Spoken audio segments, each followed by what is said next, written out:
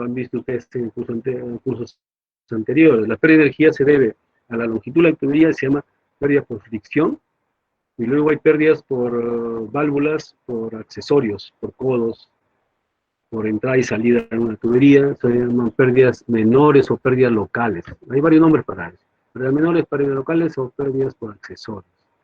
Vamos a recordar las pérdidas por fricción, ¿no? Y para encontrar la pérdida por fricción, teóricamente hay tres ecuaciones. Las que se usan son las dos primeras solamente. Las Manning no se usan. Pero teóricamente hay tres ecuaciones. La ecuación de Darcy, la ecuación de Hazen-Williams y la ecuación de Manning. Estas ecuaciones se planteados en despejado de la velocidad del caudal, nos dan el valor de la pérdida por fricción dependiendo de una longitud. Todas las pérdidas por fricción están en función de la longitud. ¿Qué quiere decir? Que cuando más larga sea la tubería, mayor pérdida existirá. Si la velocidad es mayor en la tubería, también las pérdidas serán mayores. Si el diámetro es más pequeño, las pérdidas serán mayores. Si el diámetro es muy grande, las pérdidas disminuyen, por ejemplo. Pero al ser muy grande el diámetro es más costoso, entonces es un juego de pérdidas con la parte económica. Como ustedes se dan cuenta acá, todas las fórmulas están en función de la longitud, de la velocidad o caudal y el diámetro. Las pérdidas dependen fundamentalmente de eso, ¿no? Longitud, caudal y diámetro. Caudal y velocidad son equivalentes, se pueden transformar respecto a la otra. Vamos a ver Darcy, la ecuación de Darcy, la primera. La ecuación de Darcy es igual a un coeficiente F, el coeficiente de fricción, por L sobre D cuadrado sobre 2G. Todo es D cuadrado sobre 2G.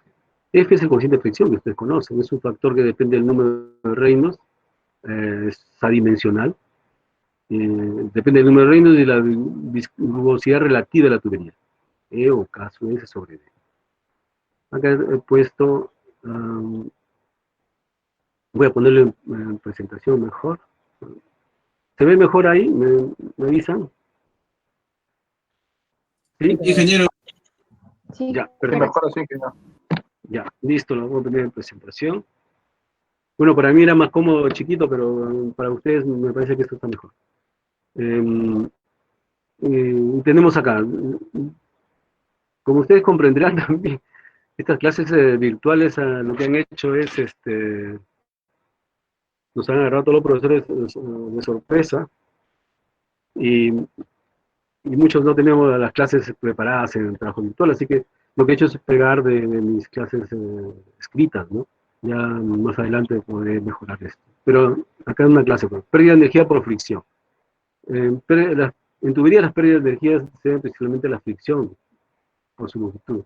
Y entonces se llaman pérdidas primarias. Me olvidaba también que las pérdidas por accesorios se llaman secundarias también. Y para eso se usa un modelito, ¿no? Una tubería inclinada, por supuesto. Generalmente las tuberías están horizontales, pero está inclinada y hace un ángulo. Acá hay dos fuerzas. El peso del fluido, de este volumen de control, el peso del fluido y la velocidad en el eje de la tubería.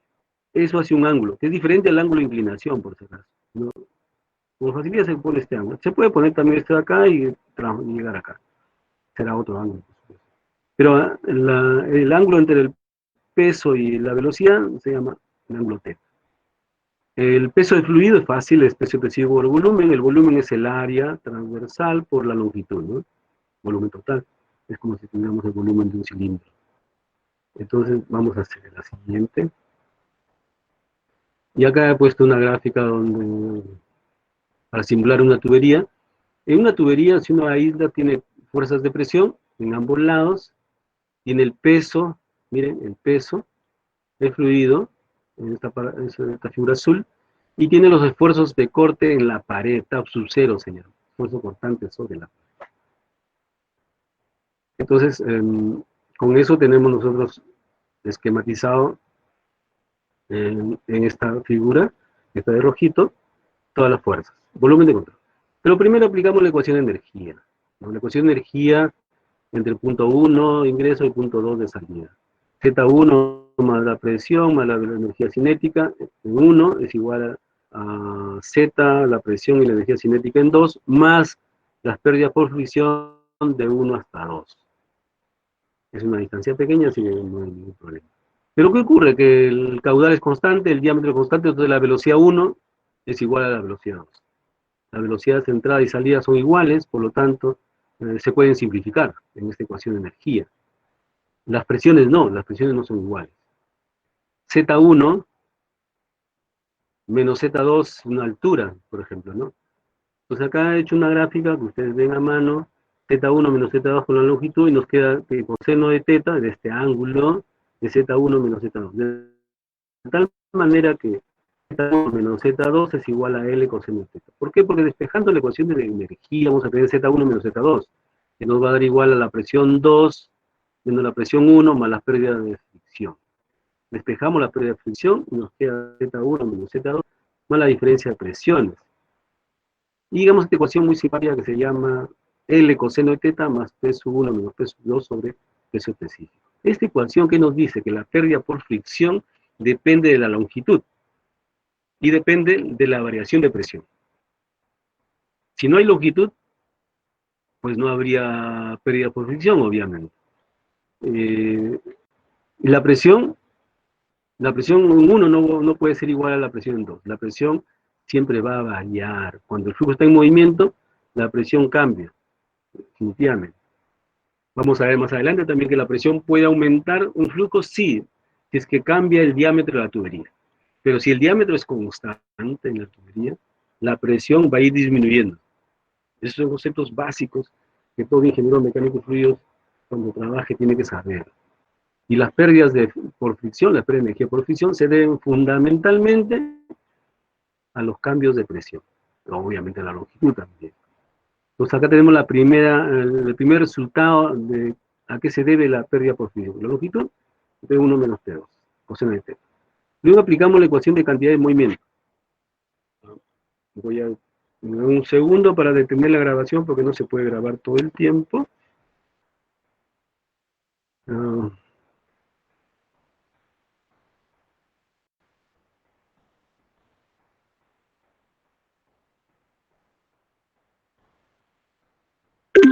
Ya está. Entonces ahora regresamos. ¿Me avisan si se ve o no se ve? Sí, se ve, ingeniero. Se ve, ingeniero. Ya, perfecto. Gracias. Lo que ocurre es que no podemos grabar toda la clase ya que pesa demasiado, ¿no?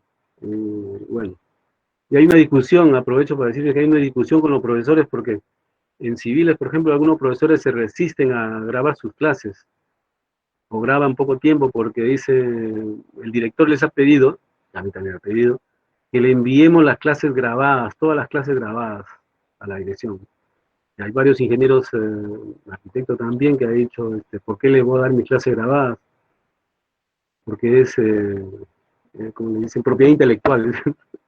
No les falta razón en realidad, pero bueno, yo por lo menos grabo unos 20 minutos, 30 minutos, ¿no? Muy bien, estábamos en acá, ¿no? Acá estamos. Muy bien, ahora aplicamos la ecuación de cantidad de movimiento. Para aplicar la ecuación de cantidad de movimiento, nos fijamos primero la diferencia entre cómo se aplica la ecuación de energía y cómo se aplica la ecuación de cantidad de movimiento. La ecuación de energía se aplica en base a un nivel de referencia. Si no tenemos un nivel de referencia, es imposible aplicar la ecuación de energía. Por eso tenemos Z1, Z2. Y la ecuación de cantidad de movimiento, para determinar la ecuación de movimiento, aplicarla, tenemos que esquematizar un volumen de control. Ocurre que muchas veces nos enseñan o aprendemos a aplicar la ecuación de cantidad de movimiento solamente sumatorio de fuerzas igual a ρ q v, ¿no? Pero sin saber cuál es el volumen de control. Y eso es un error. Yo tengo muchos problemas donde justamente si no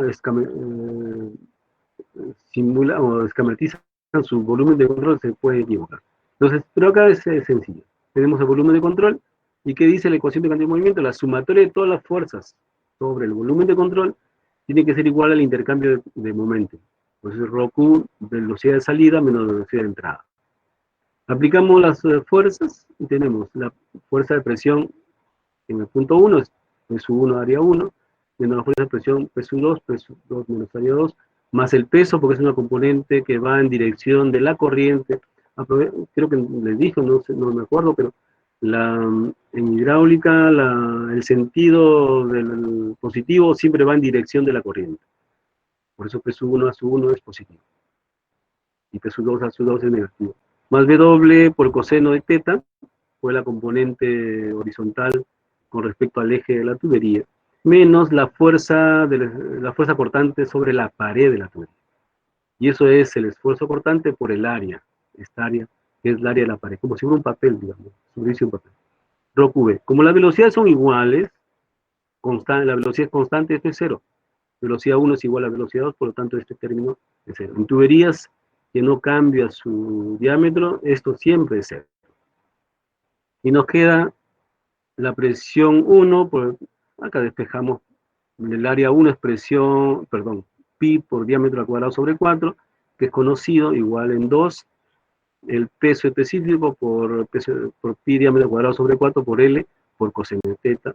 Y acá tenemos el esfuerzo de fricción, que es tau sub 0, que es el esfuerzo en la pared, por pi d, que es la longitud de la circunferencia, por L, para que es igual a 0. Se despeja y tenemos el esfuerzo constante, que lo vamos a ver en la siguiente. Acá está. Entonces, diámetro sobre 4 siempre es el radio hidráulico en tuberías.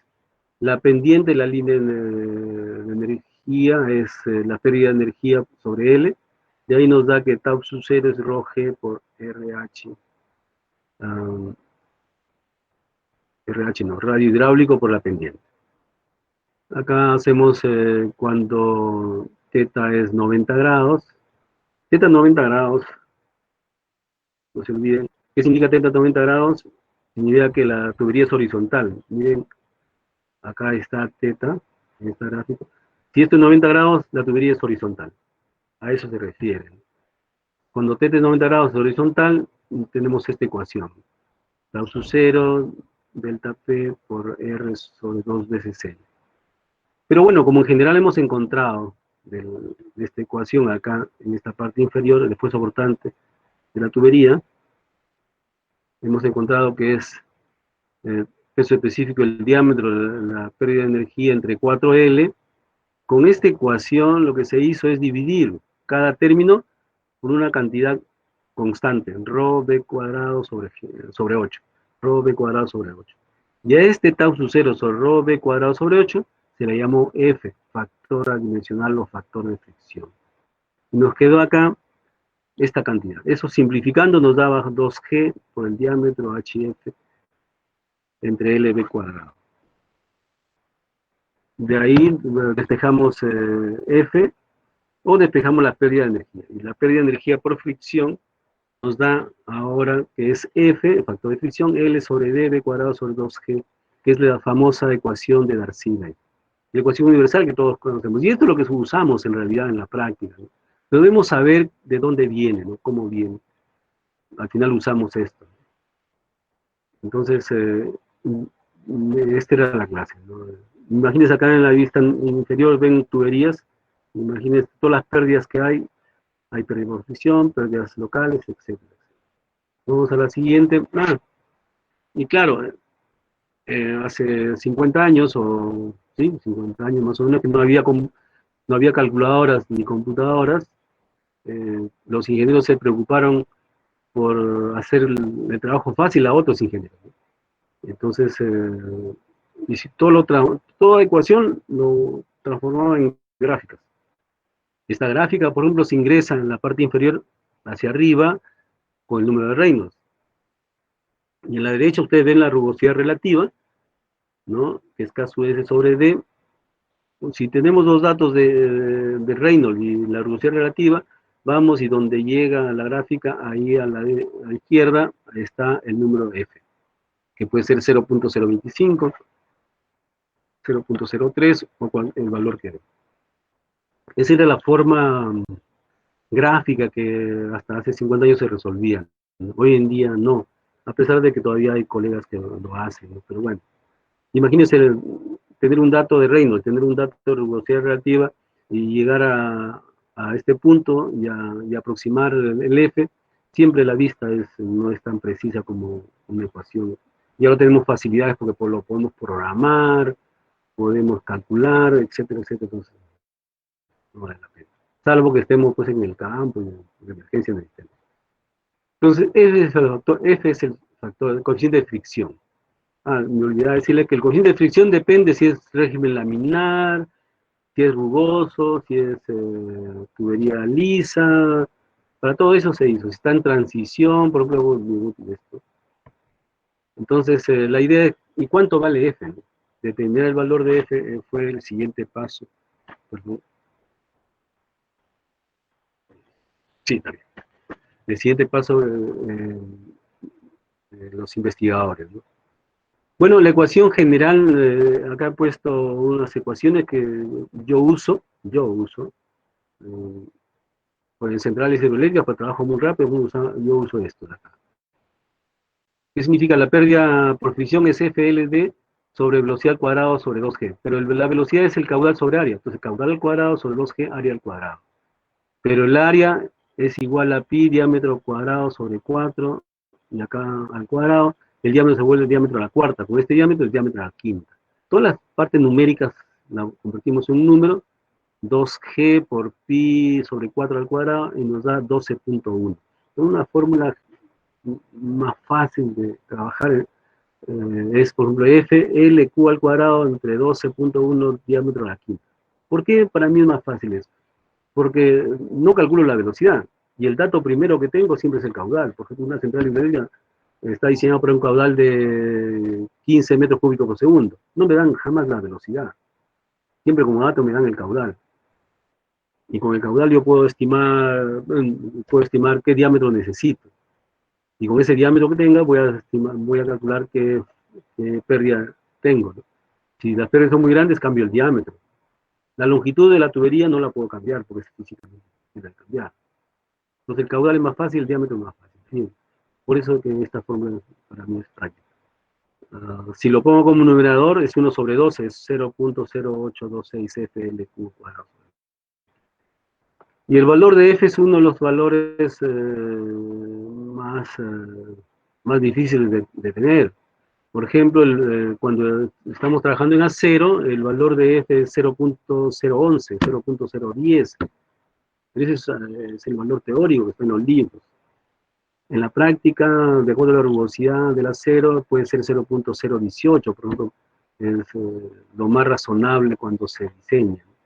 Sin embargo, los que proyectamos centrales, trabajaban en centrales, por ejemplo, asumimos un 0.030, que es bastante alto. O consideramos que el acero va a ser viejo, quiere decir que después a lo largo de la vida útil o al final de la vida útil de la tubería, va a estar sumamente rugosa la tubería y el F pues va a ser alto. Se supone que el F debe considerarse el F más crítico y la vida útil de una tubería de acero es de 50 años, mínimo. Yo conozco centrales que duran 70 años. Y con eso tenemos nosotros, por ejemplo, si el acero fuera viejo, 0.030, sería 0.0025 en Q cuadrado. Si yo tengo la longitud, tengo el caudal del diámetro, calculo rápidamente las pérdidas. Así, fácil. Bueno, eso es para centrales. La aplicación en centrales. Esta fórmula se aplica mucho en centrales hidroeléctricas. Acá tenemos esto que lo hice en la primera clase, ¿no? Los autores de esta fórmula, muy famosa y muy útil, tiene casi 100 años, más de 100 años de ser usada, y hasta ahora nadie la ha cuestionado, digamos, y es bastante útil. ¿Hasta acá tienen alguna pregunta?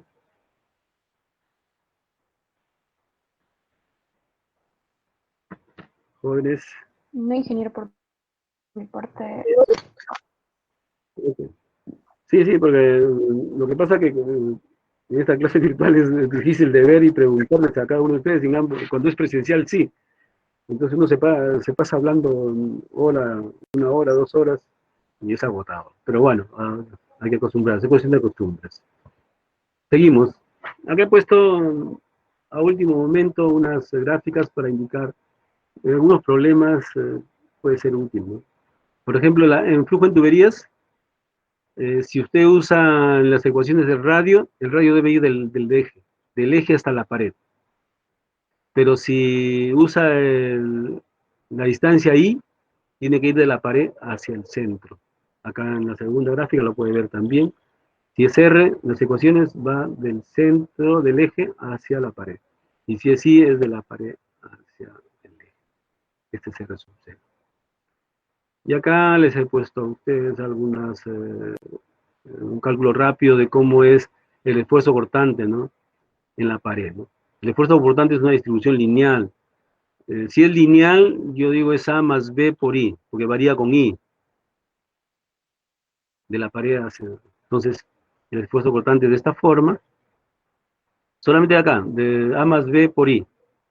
Para I igual 0, el esfuerzo cortante debe ser el máximo, estamos en la pared, no se olviden que I viene de la pared.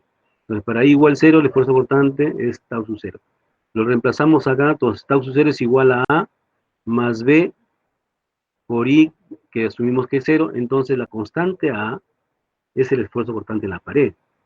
Pero el otro punto para resolver esta ecuación lineal es que I de medios, es decir, cuando I está en el eje, en el eje, I es igual de medios, el radio, el R sub 0 o el diámetro de la mitad. En ese caso, el esfuerzo cortante va a ser 0. Reemplazamos 0 igual a A, que ya era el tau sub 0, más B, que es la constante, por I, que es diámetro medio. Ya que encontramos que la constante B en esta ecuación lineal es menos 2 tau sub 0 sobre B. Y ahí encontramos el esfuerzo cortante en cualquier punto de la tubería. Tau sub 0, 1 menos 2 I sobre B. Es una distribución lineal. Es una forma de encontrar. A veces algunos problemas le dicen, por ejemplo, y yo a veces acostumbro poner problemas así, encuentre el esfuerzo cortante a una distancia, si el diámetro es 15 centímetros, a 0.3 centímetros de la pared, ¿no? Con esto se resuelve. Y luego encontramos también el esfuerzo cortante, bueno, acá está lo mismo, ¿no? Por si acaso. Ahora vamos a ver los esfuerzos, los factores de fricción para diversas características, ¿no? Que lo deben haber visto ustedes también, así que es un recuerdo nada más. Cuando el flujo es laminar, el factor de fricción